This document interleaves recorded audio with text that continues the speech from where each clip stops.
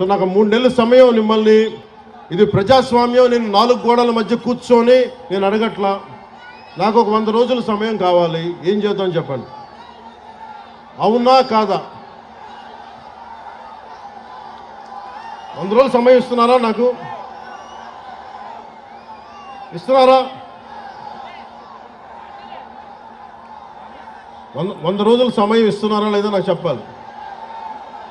అలా కుదరదు నాకు.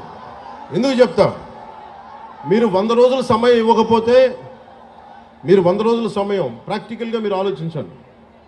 100 రోజుల సమయం ఇవ్వకపోతే, ఎందుకంటే రాత్రికి రాత్రి పొల్యూషన్ ఏం జరుగుతుందో మనం ఆడిట్ చేయడానికి కూడా చాలా టైం పడుతుంది.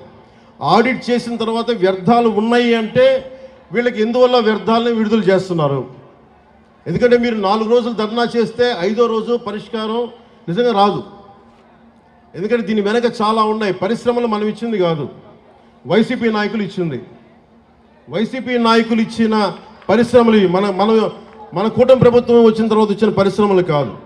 సో అందుకని అలా అని చెప్పి వాళ్ళలాగా భయపెట్టి పారిశ్రామికవేత్తలను భయపెట్టి పారిపోతే అది దేశపరంగా ఇంకోలాంటి సంకేతాలు వెళ్తాయి, అదో ఇంకో సమస్య ప్రారంభమవుద్ది.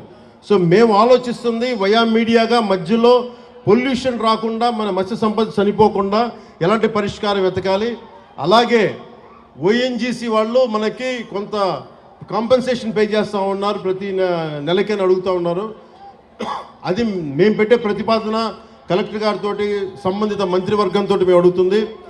ఈ ఎక్కడైతే ఎఫెక్ట్ అవుతూ ఉన్నారో వాళ్ళకి సంబంధించి ఆ పరిశ్రమలు కానీ పారిశ్రామిక యాజమాన్యంతో మాట్లాడి వాళ్ళు ఎంతవరకు చేయగలరు, ఒకవేళ కాంపెన్సేషన్ ఇవ్వగలరా, నెలకి ఇవ్వగలరా, లేదంటే 1 టైం సెటిల్మెంట్ చేయగలరా, ఇవన్నీ మాట్లాడాల్సిన అవసరం ఉంది, మాట్లాడాల్సిన పరిస్థితి ఉంది.